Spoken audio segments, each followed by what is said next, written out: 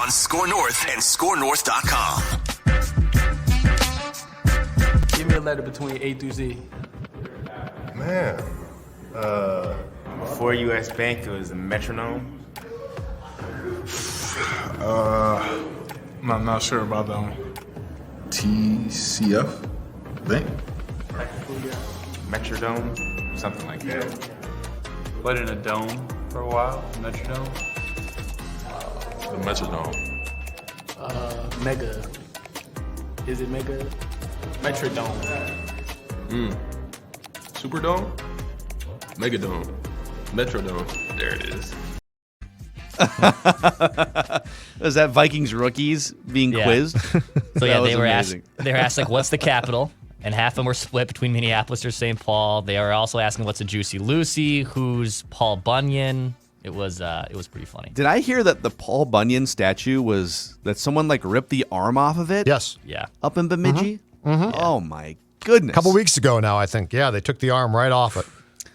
You know, I know that life moves a little slower sometimes, you know, in the rural parts. I grew up in rural Minnesota, and sometimes you get bored and you just look, you know, you're just going to go deface some things, I guess. I guess that's what happens. But Paul Bunyan? Yeah, There's a sense of that's pride sacrilege, there. man. That is Yeah, sacrilege. This is exactly. Purple Daily, presented by TCL. Enjoy more of what you love with TCL. Phil Mackey, Judd Zulgad, and executive producer Declan Goff, bringing you daily Vikings entertainment, even through the off season, 7 days a week, coming at you. And we appreciate all of you who have subscribed to the YouTube channel, Purple Daily YouTube channel, or who have given us a 5-star rating and a positive review on Apple Podcasts. And we were going to talk. We had another topic lined up for today that we're going to just save for either tomorrow or Wednesday, because literally right before we hit the button to jump on and record Purple Daily today, something happened on Fox Sports 1 that's very interesting, and we just want to listen. It's unlikely that there would be a connection with the Vikings, but something we love to do on this show, gentlemen, is reckless speculation. Just explore all possibilities. We like to explore all possibilities here when it comes to our mission statement of wanting the Vikings to win a Super Bowl before we all die. And so Declan has a clip here of Shannon Sharpe calling Julio Jones live on their Fox Sports 1 TV show. We don't know if Julio knew that he was on national television or not, but let's roll the clip here. Man, look, you want to go to the Cowboys, Julio, or you want to stay in Atlanta? Oh, man, nah, I'm out of there, man. You out of there? He's out of there. Are you going to... Ideally, where would you like to go? Right now, I want to win. Okay. Well, don't go to Dallas. If you go to, you ain't winning in Dallas, Julio. Okay. You know, people make fun of Skip and make fun of these talking heads yelling at each other's shows, but that was genuinely amazing and entertaining and headline grabbing. That Julio Jones just clarified any sort of, I guess, ambiguity about his situation. He wants out of Atlanta. These trade rumors are picking up steam. He's been working out with Derrick Henry, former college teammate, right? Or at least, I don't know if they played together, but they definitely both have the Alabama tie. So anyways, what would it take, just to explore all possibilities, what would it take for Julio Jones to wear a purple Vikings uniform? First off, just before we talk about the names, it would take the ability to clear cap space immediately to absorb his cap hit, which is obviously for 2021 significant. Yeah, so I've got it in front of me. He has a $23 million cap hit for this year, $19 million for 2022, and then you can start to get out from underneath it, 2023. So, but it's like a couple of years of ironclad $19 million cap hits. He's also 32. He's 32 years old. He's been dominant.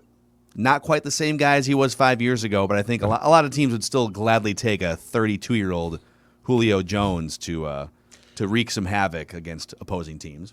So if we're going to go down this path, I'd like to do so as a professional here, like not this is a fantasy football league team and let's just add him and he'll be the third guy. Won't that be incredible? That's all fun to talk about and think about, but it's not realistic. This would take a trade. This would take Rick and Rob Brzezinski working some magic here and probably trading some guys that, are well known, well paid, and that Vikings fans like.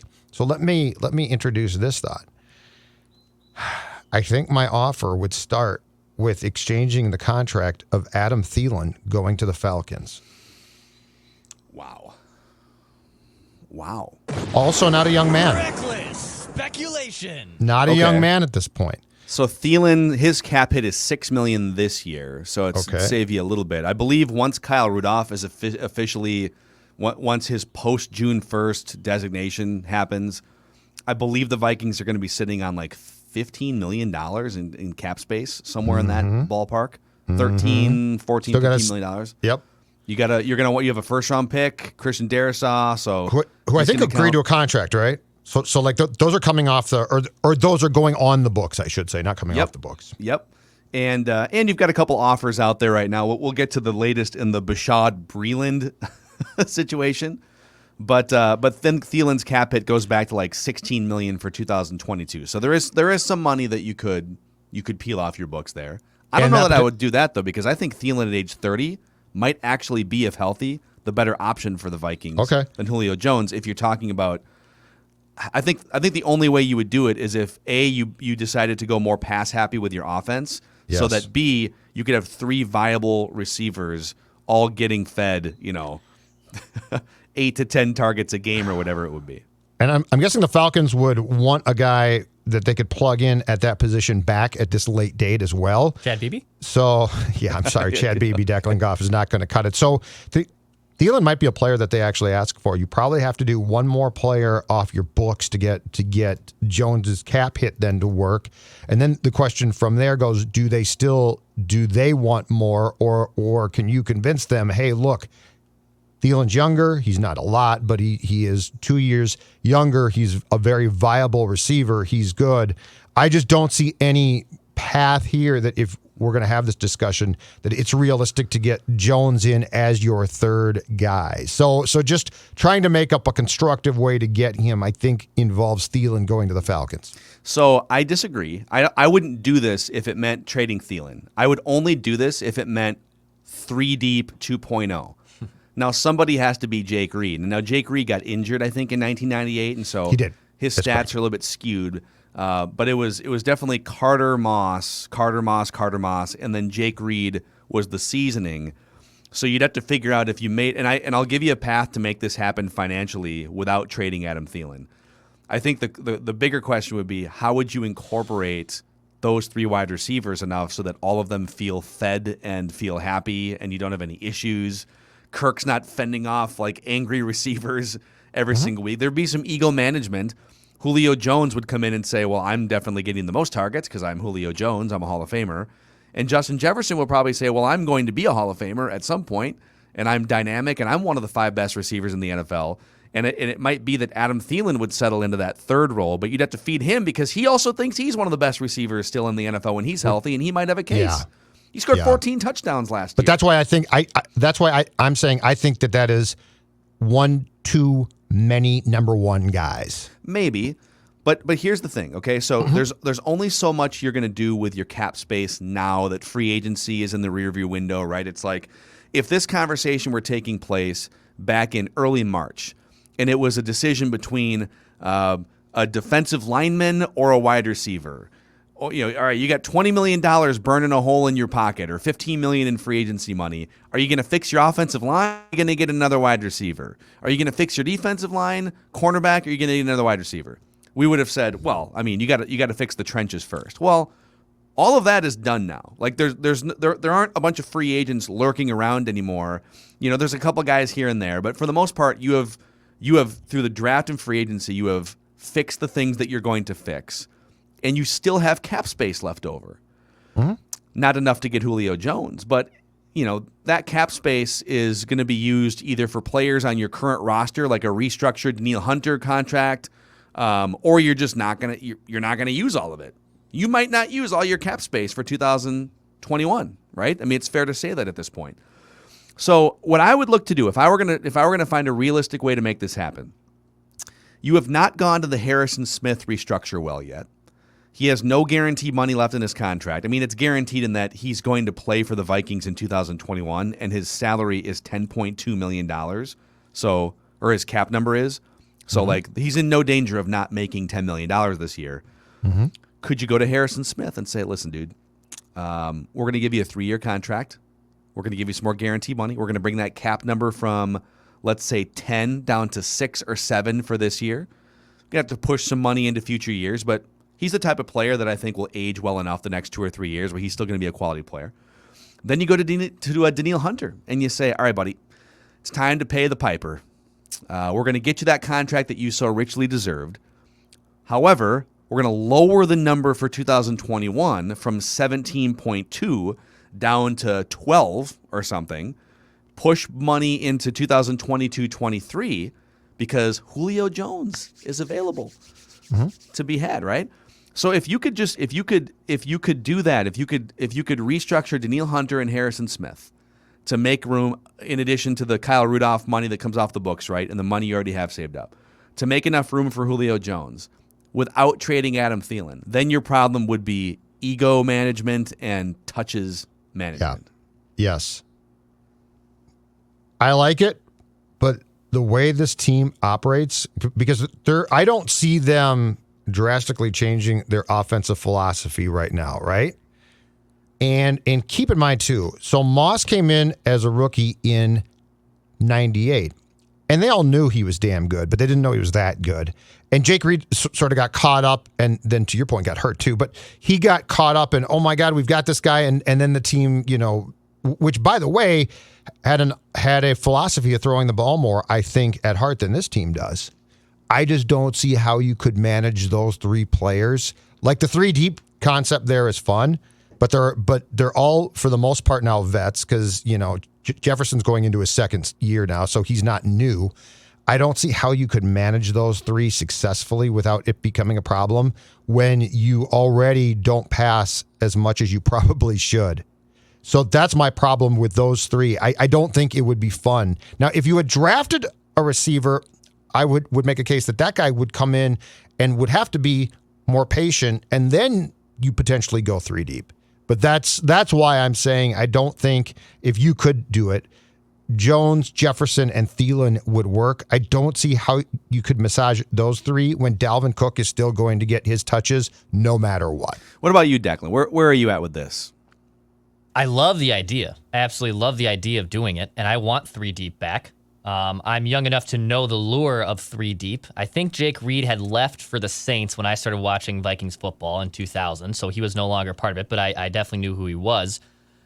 I would be curious if you can make it work, but I think with his money and I just don't think it'd be worth it for the Vikings' sake to be giving up and restructuring and making trades just to get a 3rd expensive wide receiver. Because you'd probably also have to give up a future. I'm guessing it's at least a 1st-round pick, right? The probably Falcons have to give a sweetener to make it work as well. Like it's fun to say, well, just trade them Eric Kendricks and maybe restructure Harrison Smith or give them Adam Thielen.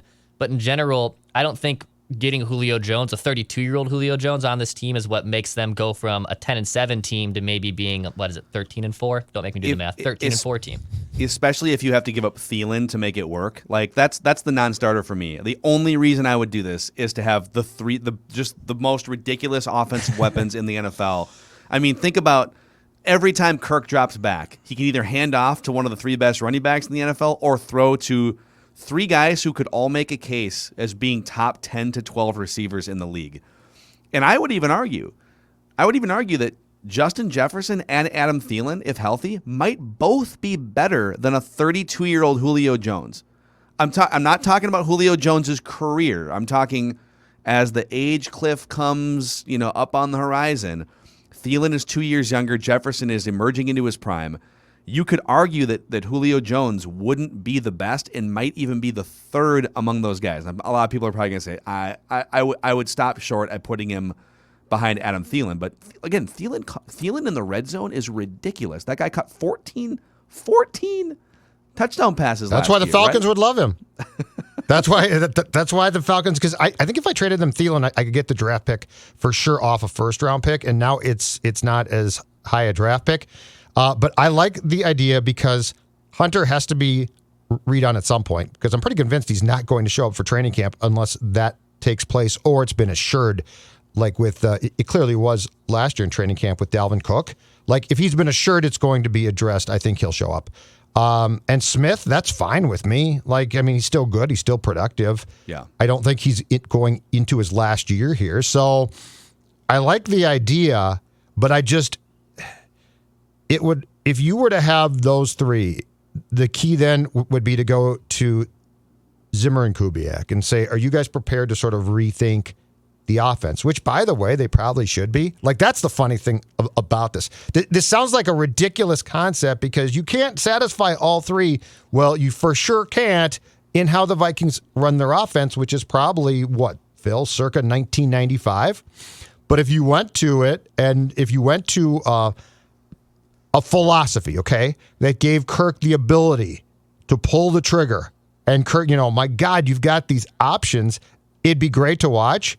I just don't see the coaching staff being close to that to say, this seems like a lot of fun. Let's do it. It definitely fits into our no excuses mantra for the 2021 season, right? Like, now there's no excuses. I mean, you literally have, one Hall of Famer, one aspiring Hall of Famer, and one Ring of Honor guy in Adam Thielen in your arsenal. So, it's just kind of a fun thing to, as we said off the top of the show, we are here to explore all angles, even as far-fetched as some of them might be.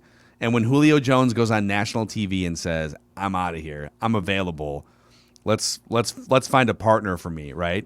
It's at least worth posing the question and seeing if there's a there. So fake news. Yeah. Clickbait. Boys, I know you guys late last week talked about the report. The Vikings offered a contract to Bashaud Breeland, veteran cornerback. He's been with Washington. He was drafted, I think, 4th round by Washington several years back, and then he's been with Kansas City the last couple of years. And we're going to get to a development in that story here after a shout-out to Federated Insurance.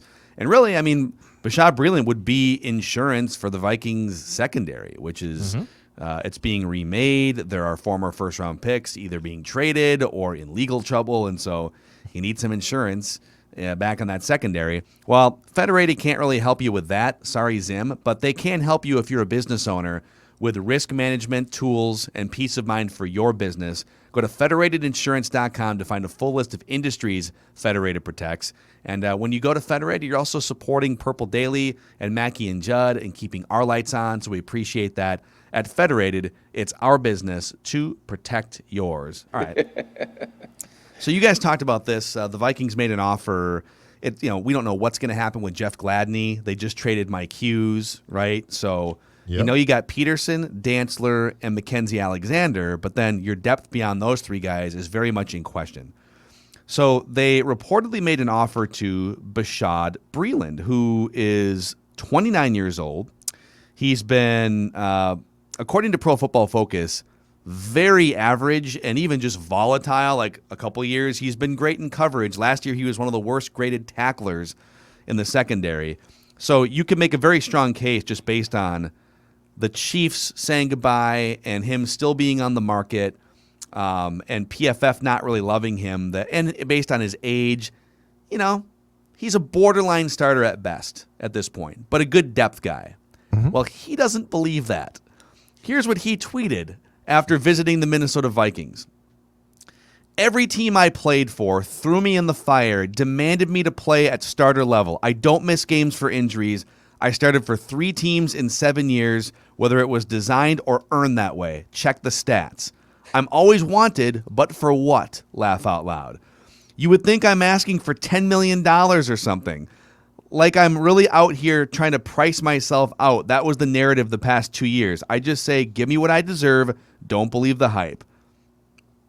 So apparently he visited the Vikings. And Doogie did say that they definitely, on Thursday, extended an offer of some sort to Breeland. So this must be in response to that, huh? Probably lowballed him, right? He's still out there. Sure. He's still sitting around. Almost June, yes. And they probably floated him, I don't know, veteran minimum, $1 million, $2 million. He wants more than that. I don't know what the impasse is, but what are your thoughts on Bashaud Breeland not being thrilled, apparently, with what the Vikings have offered him?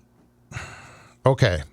I guess if I could talk to him, I would say this. Dude, it's almost June 1st. Dude, tweet at him. Let's tweet. Let's tweet. You're a veteran. You're a veteran.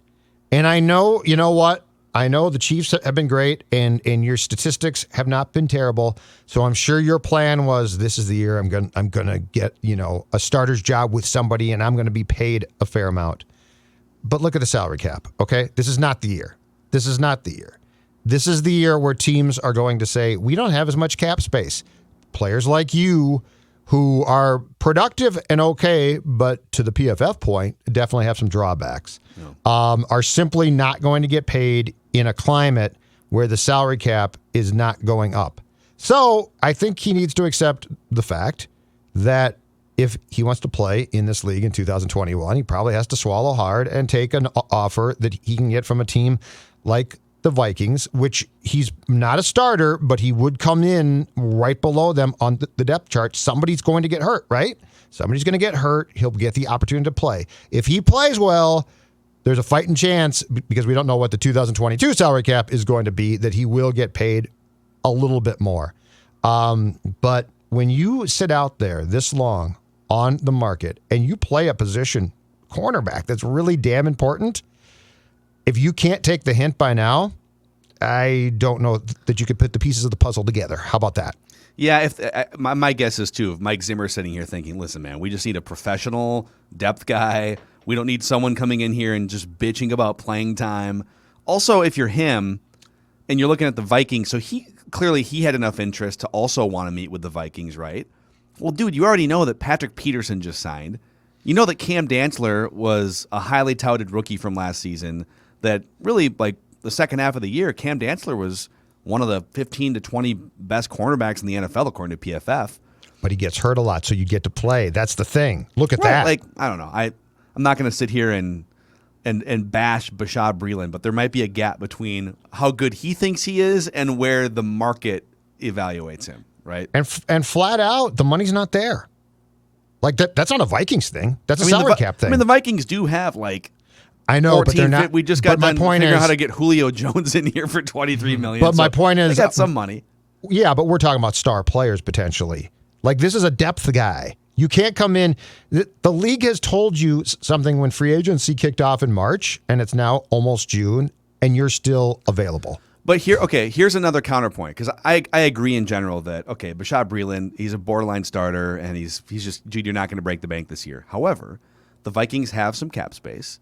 Mm-hmm. The Vikings are in a win-now window, and they've got some injury question marks and some depth question marks up and down their defense, right? Breeland does have some slot experience. He hasn't been primarily a slot corner, but he has some. There's been a couple years where he's played 100, 200 snaps out of the slot, so he could maybe be your backup slot guy. Are the Vikings in a spot where maybe they should look to overpay a little for some cornerback depth? I mean, who's your fourth cornerback? No, Jeff Gladney I know what you're saying. I know what you're saying. I guess it depends, because he didn't put it in his tweet. I guess it depends on what he really wants. Like, overpaying a little is probably okay, but if he wants to be paid like he's going to be a starter, I can't do it. But yes, and they do need. What scares me is that we still don't know what the Gladney situation is going to be. And there's a very good chance that at some point in time, the league is going to step in, because they don't have to wait for the judicial system to play out and suspend him. That's a problem. I believe the next part of your depth chart is guys like Chris Boyd, Harrison Hand, who are developing guys, but we saw them last year be put into positions where they had to play too much, and it was not a pretty sight. So I do think that they definitely need to go out and get another veteran corner.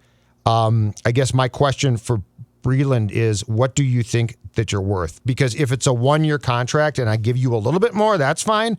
But if you think, well, I'm going to step in because Dantzler's going to get hurt and then I should be paid. Yeah, I probably can't do that. I wouldn't listen, like, at this point, and I'm making this up because we don't know what the figures were, but, like, let's say the Vikings offered Breeland a $1 million contract or $1.5 million or something. And he feels like, I'm worth 2.5. I'm worth 3. Even he tweeted, I'm not asking for 10. Okay, is he asking for 5? Like, I don't know what he's asking for, but it's not something that's going to put the Vikings in an impossible spot.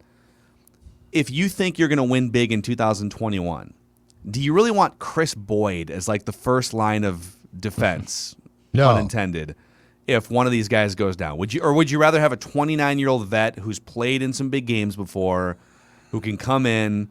He's now he'd have to accept a backup depth role too. So if he's not into being a backup, this is a non-starter. If it's about money though, I would say an extra $1.5 million, if that's what it takes, an extra $1.5 million for 1 year to have some peace of mind and some depth at a position that got thrashed last year, it might be worth it. The Vikings would tell you that they could probably get a guy off the wire in final training camp cuts that's as good for less. That's probably their response. Yeah, that might be fair. By the way, Adam Schefter put a little oil into that gasoline fire that is the Atlanta Falcons and Julio Jones. Of course he had to. He got scooped by Julio Jones himself. So Shefty puts out at 11:18 a.m. Atlanta has asked teams that have inquired about Julio Jones for a first-round pick in return per sources. But others around the league don't believe the Falcons ultimately will get the first round for the perennial Pro Bowl wide receiver. He thinks they're not going to get a first rounder? Others around the league don't believe the Falcons ultimately will get a first for the perennial Pro Bowl wide receiver. So you could get Julio Jones and pay him $20 million. So not many teams have $20 million just laying around right now with the cap coming down. So you'd have to clear some room, but that's probably part of the reason why it's not a first round pick, right? If this was gonna happen, they should have done it before teams used all their cap space. Right. This is a bad time. This is a really bad time to do it. March. It's a terrible time to do it. Yes. So that kind of changes the discussion too, right? I'd be really hesitant to give up a first round pick. And now another factor here for the Vikings potentially would be for 2022, because for Julio, it's not just 1 year you have to figure out the cap. It's next year, and you'd have Danielle Hunter's extension if that kicks in, right? But there might be a $35 million chunk of pie coming off your books for 2022. Kirk Cousins, if they can't come to some sort of restructure. What do you mean? Once he's got 3 deep here, Super Bowls are sure to follow, Phil Mackey. Honestly, he'll be getting a new $50 million contract. If they were to land Julio Jones and be more open-minded to throwing the ball more systematically, they would be a Super Bowl. Like whatever you think of their chances now, they would be a legit Super Bowl contender.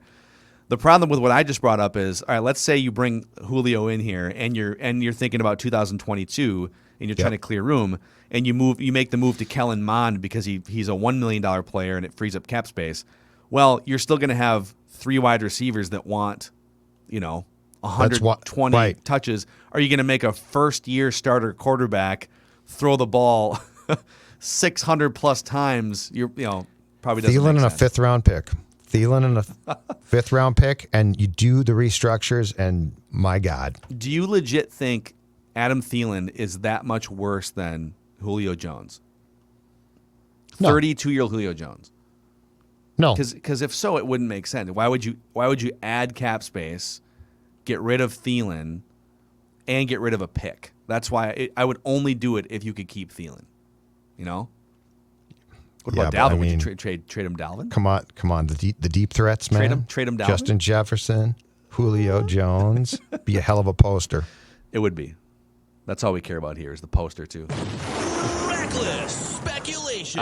By the way, last Thursday's Purple Rewind episode, where we did a deep dive into the 2004 Dante Culpepper near MVP run, you guys responded very favorably to that. So we're pumped to keep bringing those back every Thursday.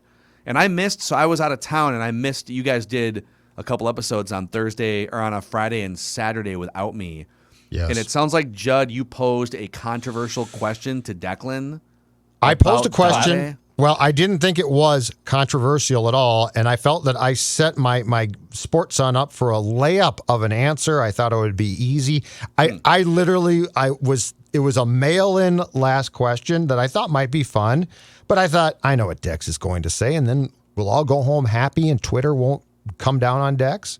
And the question was very simple, Declan. I asked you if I could give you back Dante Culpepper 2005 into 6 or Teddy 2016, if I could give you one of those guys back and you get to keep them as your quarterback on the Vikings, which one would you take? And this is a long answer. This was my Matt James moment here too, Phil, by the way. This was me being the Bachelor, Matt James, final roast. Are you gonna play your answer here? Yeah. We're gonna play wow. this because I think we need to set this up. That's good. In The Bachelorette, I have the final rose. I'm on the series finale here, right? There's 2 women left. And you're in love. And I'm in love with both of them. Yeah. And I have to pick one. And both of them have brought me so much joy individually. They both have brought me to highs that I've never had before. And one of them, I can only pick one, and it's so tough. You know, with Dante, it's my youth. You know, it's my youth. It's the reason I became a Vikings fan. I got the roll on. He threw some absolute darts. He was a scrambling dual threat mammoth man of a quarterback. He's the reason I fell in love with Vikings football. On the other hand, there's Teddy Bridgewater, who after years of incompetence since my first love Dante left this team, I have been searching for, right? I've been on the prowl. I have swung and missed. I have had a couple fun nights here and there, but mostly I've been looking for love. Been looking for love, and I haven't anything consistent. And then Teddy walks in, and here we go. This is it. It's love at first sight. We're hitting it off. But then all of a sudden, he's on his way to me to go out, and he dies in a car crash on the way over here, right? Songs about that, yeah. There are. Yeah, he's Susie Q. So if I have to pick one, absolutely have to pick one, and I also know the circumstances of where the team surrounding them is going. So if Dante, you're going to start to both of them are going to start to rebuild their defense, right? But Dante's without Randy Moss. And in Teddy's case, he has the best defense around him. Not as sexy as offensive weapons, but he has the best defense around him.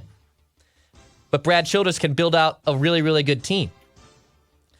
For me, Judd, and my final rose. Declan. Goes to Dante Culpepper. Oh! Give me Dante Culpepper. Oh! I want my first love back. God, I want my first love back. I want the quarterback who brought me the first feelings I've ever had. And also, it's a wide open NFC. I told you yesterday that in 2005, the quarterbacks that made the postseason were just a detriment. You still could have went on a run. Eli Manning, for God's sakes, went to a Super Bowl in 2007. You could have absolutely still dominated the NFC. Give me Dante Culpepper back. Dante. Listen, I'm a Teddy guy, but like the fact that we even needed that much Final Rose drama to decide between, we had to. We had a bombshell, and then we had like I don't know. It was like Cinderella before and after the carriage turned into a pumpkin. There, I love Teddy, but that's a lot of hemming and hawing for a pretty easy decision. I applaud you for landing on the right one there. Declan loves Teddy, though. Like, I can't believe that he just cast aside Teddy like that. We needed Purple Daily Chris Harrison to walk in and say, "Yeah, gentlemen, Next. This is the final rose. Good luck." Teddy, I'm sorry. Chris Harrison. You have to pack your bags. You have to leave. Say your goodbyes. Say your goodbyes. Okay. It'd be emotional goodbye. Chris Harrison or Chris Hansen? Oh, what are you doing here, Declan? I'm Chris Hansen from Dateline NBC. Why don't you have a seat, sir? Why don't you have a seat, Declan? Well, I was just... So what are you doing here? I was just here to meet Teddy. Do you often meet quarterbacks? Have you been chatting online with Teddy as I love QBs XXX? Oh, no, that's not me. Well, I've printed out the transcripts here. I've got it right here. Did you ask him to go deep 3 times? No. God. Hey, there's a lot of ways to interpret that, okay? Completely clean. You up? By the way, here's a conversation maybe for another day this week. And yeah, I could see how this might fix things on paper. I think it's maybe too far gone, but Chris Collinsworth tweets, "I know how Green Bay could make Aaron Rodgers happy, ... in response to the Julio Jones comments on Fox Sports 1. Oh. Let's save that for another day. How afraid should Vikings fans be that that's the fix, that's the magic elixir to the Green Bay Packers pulling this clown show together? Just pull the trigger on a Julio Jones trade. But that's all the time we have for today. The internet space is full, and so we'll be back tomorrow. It's Mackie and Judd and executive producer Declan on Purple Daily Vikings Entertainment. We'll see you guys tomorrow.